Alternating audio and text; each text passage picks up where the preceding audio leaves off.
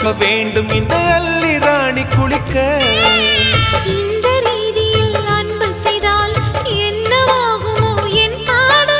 காற்று வந்து உன் குழல் கலைத்தால் கைது செய்வதென ஏற்பாடு.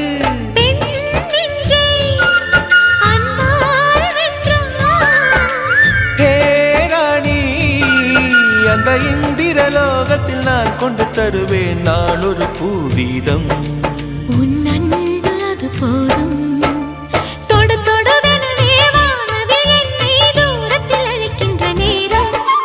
விடு விடுவெனவே வாலிப மனது விண்வெளி விண்வெளி ஏறும்.